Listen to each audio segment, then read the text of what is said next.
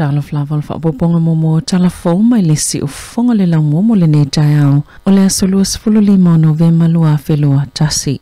Ua whaawa ma ave ese ato finga sa tau aveina e leli i whaipulu le National Simon Bridges.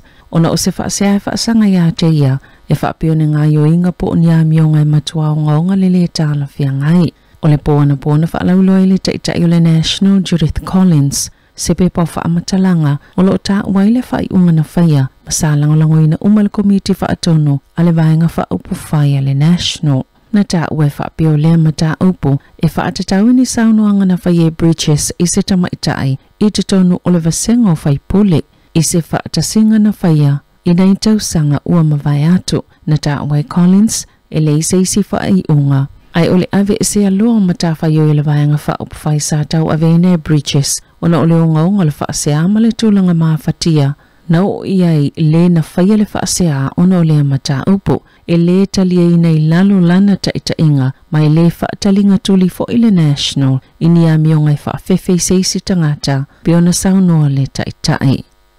Wato e whaaupopo le isi te sima le 5% le komiti o polisi tau tupe i le pasene tului o tupe ma utula i mai le sitanga fau e te sima le 5% na ta wale kovana al fal tupe wha leo Adrian Orr o le uto e fo i se tūlanga le leile tamau ainga o le laulangi peitai o lo o whaawau peo na whaalave lave le COVID se fuluiva i le soifuanga o le laulangi o lo wa aiele mawalunga le tūlanga o lo iele tamau ainga o New Zealand.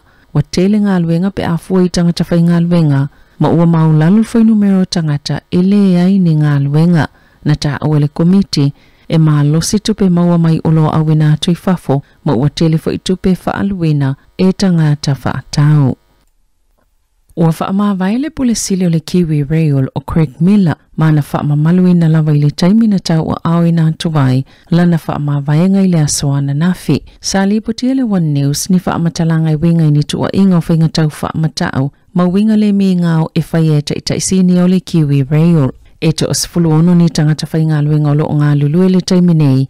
Sa tala noa i ai le One News, whaapea fo imani tangata sa ngā lulue mo moai, o e na whailolo lantau popole ngai winga le taita i ngā mila, le ana si itialo na tūlanga mai le taita i fono, o le komiti whaatono, ai avea mapule sili le masino me lua festival wiva. E yeini au whainga luenga sinia na wha mawai, ina i masino utuana iatu, ai pe amal to se fulu tasini tamaita i whainga luenga sinia, na tu uale ngā luenga, talo mai le taimina avea i mila mapule sili.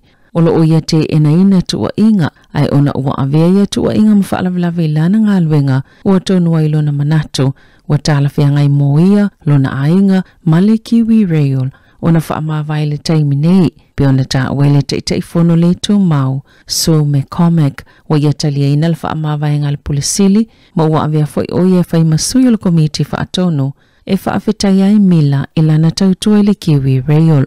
Wa filifili ele sui pule sili Todd Moyle e avea mapule sili mo se taimi le to mau. E to samale se 10% o tangata ua pasi le aso sa tauna whai eitu i pui lona lua i Wellingtone, po le ono te simal 3% o Hart Valley e 3% ma Wairarapa e tasi le pasene. E atangia maile avea le pule nga whaafalma i CCDHP po Wellingtone po rirua Makabiti Coast. Mapule nga whaafalma i lona lua e ausia le iwa se 10% o tangata ua mai atuita i lua. Peitai e to ofa fefitselau fitus fulvalu tangata ua pasi le aso sa tauna whaiola tautu i lona lua.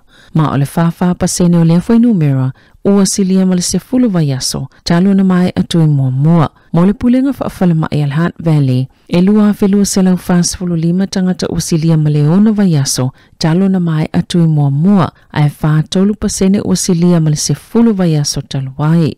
I Wairarapa e to ono selau ono sfultasi tangata ua tuwai o na oe whaiola tautu i lona lua. E au fiele 3% ua silia maleta i se fulu vaiaso talo na mai atu i mua.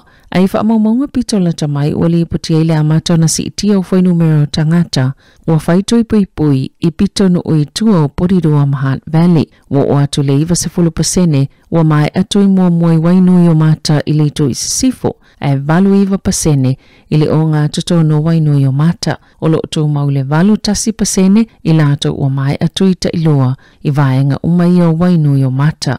Wa ile vale ono fitu pasene ma le fitu tasi pasene I lato ua mai atu I tailua I Cannons Creek ma Waitangirua. Ua ile vale valulua ma le valitolu pasene I lato ua mai atu I Moamua. I Porirua East e fitu tolu pasene ua mai a umatu I Puipui ma le valulima pasene ua mai a letu I Moamua. E to olua se lau se fululima tangata fona whaamaoni e le aso na nafil COVID-19 I tutono New Zealand. E to o valus fulfito lo tau fia I fale mai ona ole virusi. E to o se lau valus fultasi tangata fona a fia I Okilani, to o se fuluvalu I Waikato, to o tolu I Northland, mali to o se fululua I Bay of Plenty. Na whaalia mtanga luenga lo soifua maloloina, e iei whaamaoninga manino, e matua whaititia lava I le toipui o le COVID se fuluiva, leo o tangata I fale mai, pe maliliu fo'i mai le wha mai. I wha maumaunga sali potia le masina talwai le British Medical Journal. E iwa se fulu pasene le puipui ngā tangata mai le ono maliliu le wha mai le toi puipui a le Pfizer.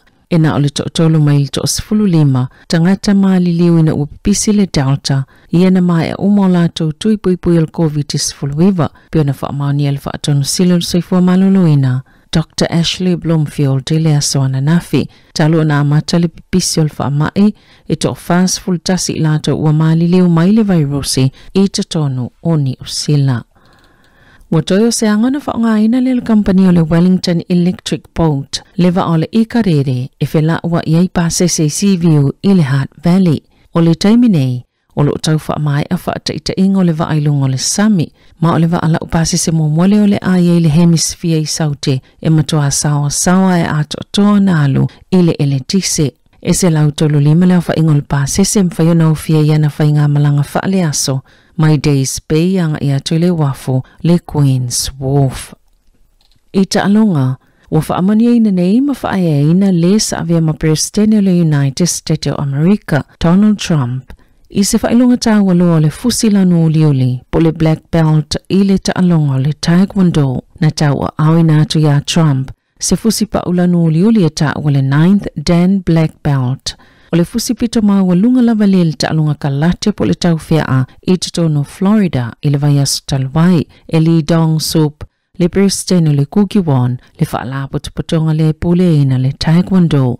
Na whaalia Trump o se whaaianga mo yele tauli maino le honorary Dan certificate ma yelo na talitonunga o le taekwondo o se ito ainga o taalunga e mole puipuinga o tangata taito tasi. Ini reporti tutono kore I saute na ta wai whapea na saunua Trump o le aia la e ina le ofu le taekwondo I le kone keresi pe awha ye toyo fiatu I tutono o le fale pae a Amerika. Tala fawia malesi ufonga le laumua mo le nei vaenga o le tae au.